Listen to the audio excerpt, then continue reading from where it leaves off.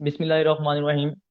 मैं हूं सैयद साकिब अली इल्मी सिटी के साथ। जैसा कि आपको मालूम है, इल्मी सिटी हर रोज़ ला रहा होता है नए प्रोग्राम, जिससे आपकी पर्सनैलिटी में कोई ना कोई फ़र्क और आपकी पर्सनैलिटी में कोई ना कोई ये इजाफा हो रहा होता है। तो इसी सिलसिले में हमारे जो आज के जो स्पेशल गेस्ट हैं, राना इनामुल्लाह, चेयरमैन है हाइब्रो इंटरनेशनल के। बेसिकली जो है हाइब्रो इंटरनेशनल है, वो इमिग्रेशन और स्टूडेंट कंसल्टेंसी ये करते हैं। तो आए हम इनसे बात करते हैं। अस्सलाम वालेकुम सर। वालेकुम अस्सलाम। साकिब सर साहब कैसे हैं ठीक आप? है आप? बिल्कुल ठीक, अल्लाह का शुक्र। आप बताएं। जी बिल्कुल ठीक ठाक, अल्लाह का शुक्र। बहुत शुक्रिया, आपने टाइम दिया। सेशन जो है आज का, जो हमारा टॉपिक है वो है जी स्टूडेंट लाइफ इन यूके। लेकिन इससे पहले मैं आपसे पूछूंगा कि आप किस किस कंट्री के अंदर अपनी सर्विसेज दे रहे हैं। साकिब साहब हमारे दो से तीन सेगमेंट हैं। Number one business immigration, skilled immigration, family settlement, और दूसरा है फॉरेन एजुकेशन। इसमें Canada, Australia, UK, Europe, middle east, China, और ये जो हमारी फॉरेस्ट स्टेट्स हैं उनको भी हम हैंडल करते हैं। और थर्ड है हमारा स्पोकन इंग्लिश आइट्स, इस पे भी हम डील करते हैं। ओके, मुझे ये बताइएगा कि जैसे आजकल कोविड की वजह से हालात पहले जैसे नॉर्मल नहीं है, अप्स एंड डाउन चल रहे हैं। तो हमारा जो टॉपिक है वो है जी स्टूडेंट लाइफ इन यूके। तो मुझे बताइएगा कि आजकल के करंट सिचुएशन में यूके के क्या हालात हैं, और जो लोग वहाँ पे, जो स्टूडेंट वहाँ पे अपना वीज़ा प्रोसेस करना चाह रहे हैं, तो वो कैसे कर सकते हैं। जी साकिब साहब, अभी करंट तो ऑनलाइन प्रोसेसिंग तो चल रही है। आपका एडमिशन भी हो सकता है और आप वीज़ा भी फाइल कर सकते हैं, लेकिन फ़िलहाल ट्रैवलिंग बैन है। और ये लास्ट वीक में तो बिल्कुल ही उन्होंने जो बहुत कम यूनिवर्सिटीज़ ऑन कैंपस आपको क्लासेस दे रही थी वो भी ख़त्म हो गए। तो अभी तो आपको ऑनलाइन क्लासेस ही लेनी होंगी। वो आप पाकिस्तान में बैठ के भी ले सकते हैं और यूके के अंदर बैठ के भी ले सकते हैं। तो फिलहाल तो अब यही है कि नेक्स्ट सेमेस्टर तक का वेट करना पड़ेगा कि जो कमिंग सेमेस्टर है उसमें कोविड की सिचुएशन क्या है। तो देन यूके में जो ट्रैवलिंग बैन है, बल्कि पूरी दुनिया में इस वक्त ऑलमोस्ट पूरी दुनिया में ट्रैवलिंग बैन हो चुकी है। तो देखें, अल्लाह बेहतर करेगा। वैसे वैक्सीनेशन वगैरह तो अभी चल रही हैं, तो हालात बेहतर हो जाएंगे इंशाल्लाह। अच्छा, मुझे ये बताइएगा कि जो स्टूडेंट जाना चाह रहे हैं, मतलब कि डेली बेसिस पे लोग बाहर जाना चाह रहे हैं, तो मुझे ये बताएं कि स्टूडेंट्स के लिए वहाँ पे कौन कौन सी अपॉर्चुनिटीज हैं जो वहाँ पे जाके अवेल कर सकते हैं। फर्स्ट ऑफ ऑल, अभी जनवरी फर्स्ट से जो 20 स्टूडेंट जा रहे हैं यूके के अंदर, उनको एक तो 20 आवर्स वीक आफ्टर ग्रेजुएशन या मास्टर, जैसे ही वो अपनी डिग्री कंप्लीट करेंगे तो उनको PSW, पोस्ट स्टडी वर्क, 2 साल का वर्क परमिट मिल जाएगा। और उस 2 साल के वर्क परमिट पे अगर उन्हें जॉब मिल जाती है तो वो इजीली यूके की इमिग्रेशन फाइल कर सकते हैं। ये लॉ जो है 1 जनवरी 2021 से स्टार्ट होगा। और साथ में अभी ड्यूरिंग स्टडी भी उनको 20 आवर्स वीकली जॉब अलाउ होगी।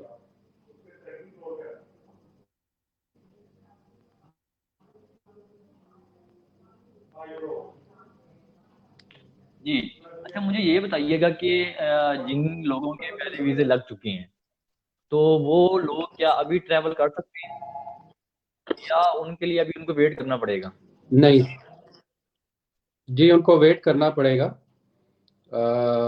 फिलहाल अभी वो ट्रैवलिंग नहीं कर सकते। अभी लास्ट वीक तक तो कुछ हालात बेहतर थे, लेकिन अभी यूके में बिल्कुल बैन है। वो जो जिन बच्चों के पास या जिन स्टूडेंट्स के पास वीज़ा लग गया है उनका और कमिंग सेमेस्टर में उनकी क्लासेस शुरू होनी है, तो वो ऑनलाइन ही क्लासेस लेंगे।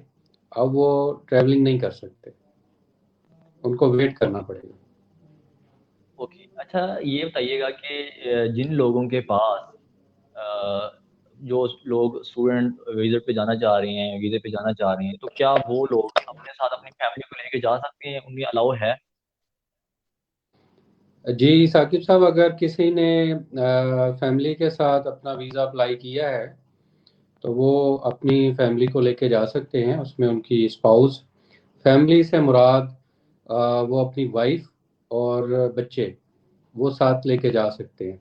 और अगर कोई सिंगल जा रहा है और उसकी बाद में शादी होती है या मतलब वो निकाह उसका बाद में होता है, तो वो अपनी वाइफ को यूके में जाके स्पॉन्सर कर सकेगा। लेकिन आफ्टर, जब ये ट्रैवलिंग बैन खत्म हो जाएगा, ये सारा प्रोसेस तभी होगा। ओके, यूके जाने के लिए यानी कि किस उसकी लास्ट डिग्री क्या होनी चाहिए? देखें, यूके पाकिस्तान से मैट्रिक पे भी ले लेता है कुछ स्टूडेंट्स। मतलब शॉर्ट कोर्स में मैट्रिक बेस पे भी आपको लिया जा सकता है। लेकिन मैं ये रिकमेंड करूँगा कि मिनिमम इंटर एजुकेशन के बाद, जो पाकिस्तान में हमारी 12 इयर्स एजुकेशन है या ए लेवल है, उसके बाद जाना चाहिए, ताकि आप डायरेक्ट जो है डिग्री प्रोग्राम में जाएं। ओके, अच्छा मुझे ये बताइएगा कि जो लोग वहाँ पे जाना चाह रहे हैं, तो उनके लिए स्पॉन्सर्स की क्या रिक्वायरमेंट है? अ, जो वहाँ जाना चाह रहे हैं उनके लिए स्पॉन्सर्स की क्या रिक्वायरमेंट है? स्पॉन्सर से मुराद आपकी, आप ये कहना चाह रहे हैं कि उनको फाइनेंशियली स्पॉन्सर हाँ कौन हाँ करेगा? जी, हाँ जी, हाँ जी। देखें, यूके में तो सिंपल है। अगर उनके फादर हैं, मदर हैं या बड़े बहन भाई हैं जो उनके ऊपर वो डिपेंडेंट है, तो वो उनको स्पॉन्सर कर सकता है। 28 डेज की बैंक स्टेटमेंट चाहिए इसमें। और आपने मिनिमम एक सेमेस्टर की फ़ी यूके में डिपॉजिट करवानी है यूनिवर्सिटी या कॉलेज में। ओके। और यूके वीआई आइट्स का टेस्ट हो, या आप अगर किसी यूनिवर्सिटी की रिक्वायरमेंट है कि वो अपना ही टेस्ट ले ले, और अगर आप वो टेस्ट पास कर लेते हैं, तो फिर भी आपको यूके वीआई या कोई आइट्स करने की ज़रूरत नहीं है। ओके, अच्छा मुझे ये बताइएगा कि यूके के अंदर स्कॉलरशिप की क्या रिक्वायरमेंट है और किस तरह के स्टूडेंट वहाँ पे स्कॉलरशिप के लिए अप्लाई कर सकते हैं? देखिए, फुल ब्राइट स्कॉलरशिप तो बहुत कम यूनिवर्सिटीज़ हैं जो आपको फुल वो पीएचडी लेवल पे आपको कर रही हैं, या कोई बहुत ही हाई ग्रेड्स हैं आपके मैट्रिक और ए लेवल में या इंटर में, तो वो पॉसिबल है। अदरवाइज जो हमारे पास ऑप्शंस होती हैं, 50% से लेके 30% तक हम बच्चों को स्कॉलरशिप लेके दे देते हैं। मैं यूके की बात कर रहा हूँ। बाकी यूरोप में हमारे पास फुल स्कॉलरशिप्स हैं। नॉर्वे, इटली, जर्मनी, यहाँ पे आपको कोई ट्यूशन फ़ी यूनिवर्सिटी को पे नहीं करना पड़ती। लेकिन यूके में मिनिमम जो है 50% आपको पे करना पड़ती है। और ये डिपेंड करता है उसके एकेडमिक कैरियर पे कि मैट्रिक, इंटर या बैचलर में उसके मार्क्स कितने हैं, उसके ग्रेड्स क्या हैं, ये डिपेंड करेगा। देन हम स्कॉलरशिप लेके दे सकते हैं। यूके के प्रोसेस में, स्टूडेंट प्रोसेस के लिए जो है आइल्स का होना ज़रूरी है? मैंने पहले भी बताया आपको साकिब साहब कि ज़रूरी नहीं है आइट्स। बहुत सारी यूनिवर्सिटीज़ जो हैं वो आइट्स के बगैर भी आपको एडमिशन दे देती हैं। और उनका अपना क्राइटेरिया है, उन्होंने अपना एक लैंग्वेज टेस्ट रखा हुआ है। अगर वो आप पास कर लेते हैं तो आप इजीली एडमिशन ले सकते हैं, आपको आइल्स की ज़रूरत नहीं होगी। जो जिस लैंग्वेज टेस्ट की आप बात कर रहे हैं उसका क्राइटेरिया क्या होता है, और वो जो है स्टूडेंट उसको कैसे अवेल कर सकते हैं?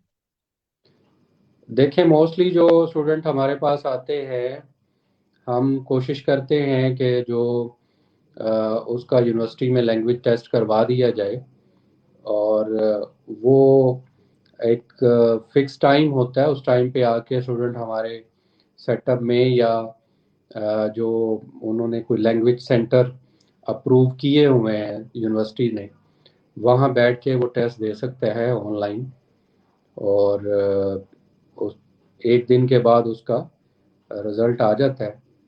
तो फिर अगर तो वो पास करता है तो देन उसको ज़रूरत नहीं पड़ती आर्ट्स देने की। ओके, अच्छा, जो स्टूडेंट्स, जो व्यूअर्स हमें देख रहे हैं, अगर वो आपसे इंफॉर्मेशन लेना चाहें तो वो आपसे कैसे इंफॉर्मेशन ले सकते हैं? और अगर आप अपना कोई कॉन्टैक्ट नंबर शेयर कर दें ताकि वो आपसे जो भी क्वेरीज लेना चाहे तो वो आपसे ले सकते हैं। फर्स्ट ऑफ ऑल, अगर आप गूगल पे लिखेंगे हाईब्रो, हाईब्रो लॉ एसोसिएट, हाईब्रो इंटरनेशनल, या हाईब्रो इंस्टीट्यूट ऑफ मॉडर्न स्टडीज़, ये तीन हमारे इदारे हैं। और मेनली हम लोग कैवेलरी ग्राउंड में हमारी लोकेशन है इस वक्त। हेड ऑफिस जो है हमारा वो कैवेलरी ग्राउंड में ही है। तो आप गूगल पे हाईब्रो लिखेंगे तो हमारी वेबसाइट ओपन हो जाएगी, हमारा पेज भी अवेलेबल है, और उसमें गूगल पे यूएन नंबर भी अवेलेबल है। तो सुबह 10 से शाम 7 बजे तक ऑफिस ओपन होता है, संडे को क्लोज है। तो आप किसी भी टाइम आके इंफॉर्मेशन ले सकते हैं, कॉल कर सकते हैं। और अपने साथ कोशिश करें कि या तो आपको अपने ग्रेड्स, पासिंग ईयर याद हों, या आप अपने डॉक्यूमेंट साथ लेके आए।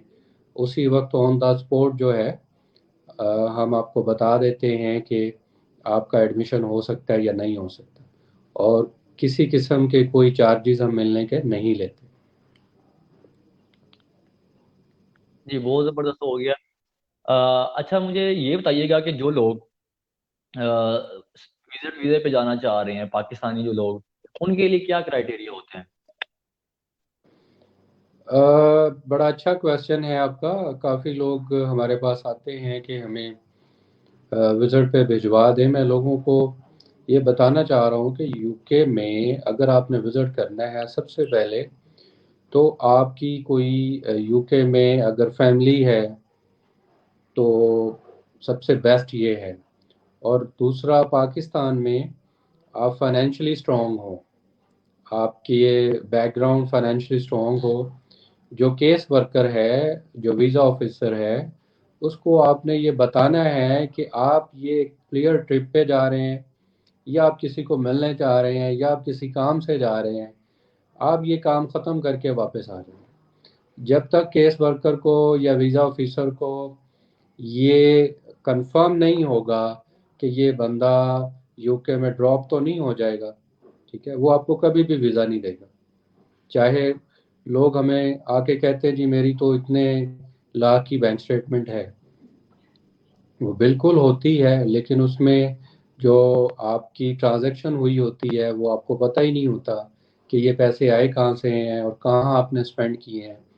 ये सब कुछ एम्बेसी वेरीफाई करती है कि एकदम से ये जो ट्रांजैक्शन आपके अकाउंट में हुई है, और जो आपकी टैक्स रिटर्न है वो तो कुछ और बता रही है, ठीक है, आपके एसेट्स कुछ और बता रहे हैं, आपने एनुअल इनकम जो है वो कुछ और बताई है, ठीक है। लेकिन जब एम्बेसी के सामने डॉक्यूमेंट जाते हैं वो डिफरेंट होते हैं, जिसकी वजह से वीज़ा ऑफिसर कंफ्यूज होता है और वो आपके केस को रिजेक्ट कर देते हैं।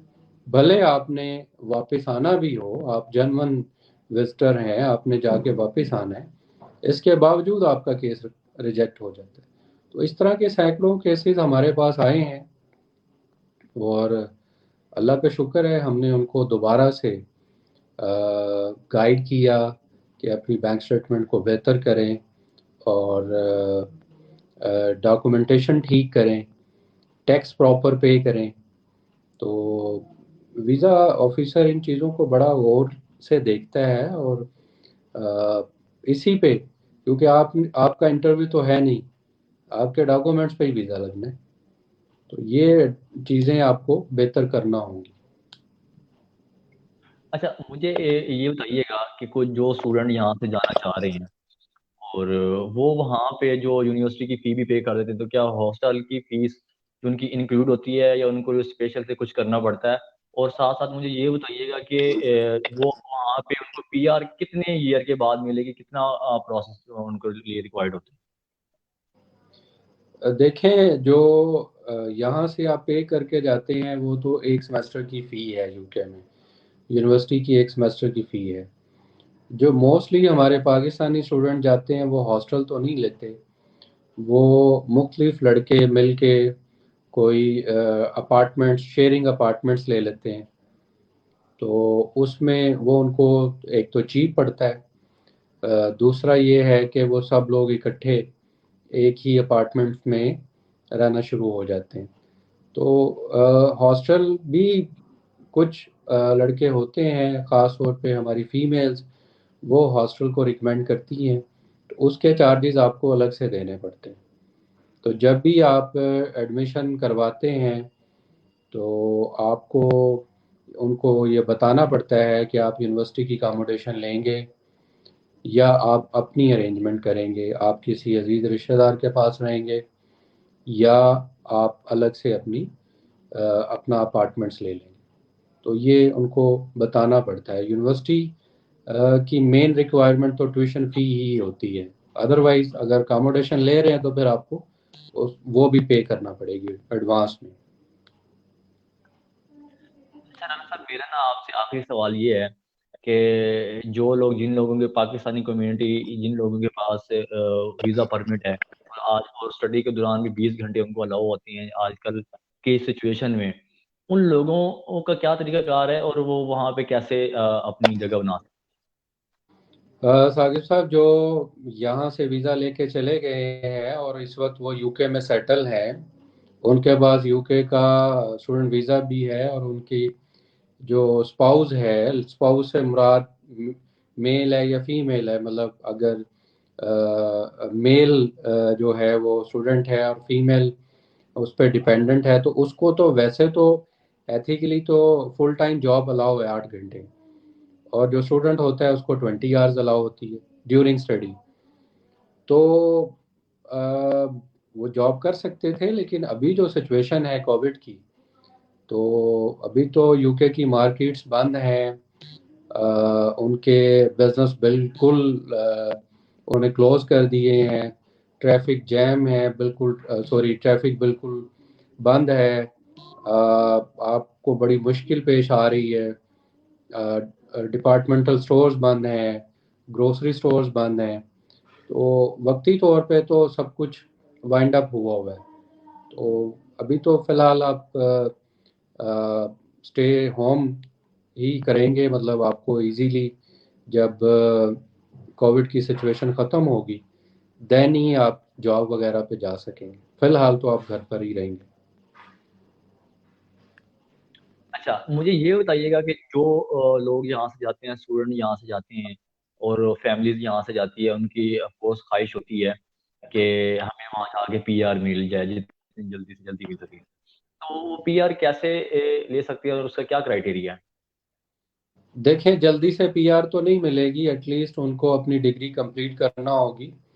और जो अभी यूके बॉर्डर एजेंसी के नए लॉज आए हैं उसमें टीयर वन अभी उनको जॉब चाहिए होगी यूके में।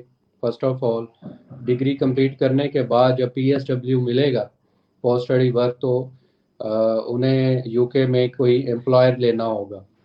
और एम्प्लॉयर की जो एनुअल इनकम है या आपकी जो एनुअल इनकम है जो एम्प्लॉयर आपको पे करेगा, वो देखनी पड़ेगी, और आपकी एजुकेशन, एज, वर्क हिस्ट्री, ये सब पॉइंट्स मिला के तो देन आप इमिग्रेशन अप्लाई कर सकेंगे। तो एटलीस्ट जो है आपको पीआर लेने में अगर कोई मास्टर डिग्री करके जाता है तो उसको भी कोई 2 से 3 साल लग जाएंगे, और यूके उसके बाद यूके का पासपोर्ट लेने में आपको 5 साल लग जाएंगे।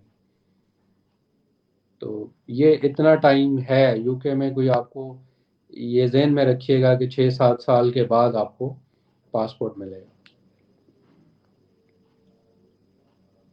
जी सर, आपका बहुत शुक्रिया, आपने अपना कीमती टाइम दिया। तो हम इंशाल्लाह किसी नेक्स्ट प्रोग्राम में किसी और टॉपिक के ऊपर आपसे ज़रूर आपका टाइम लेना चाहेंगे। तो उसके लिए आपका बहुत बहुत शुक्रिया। अल्लाह थैंक यू, हाफिज़। Thank you Saqib. अल्लाह हाफिज़। अल्लाह हाफिज़।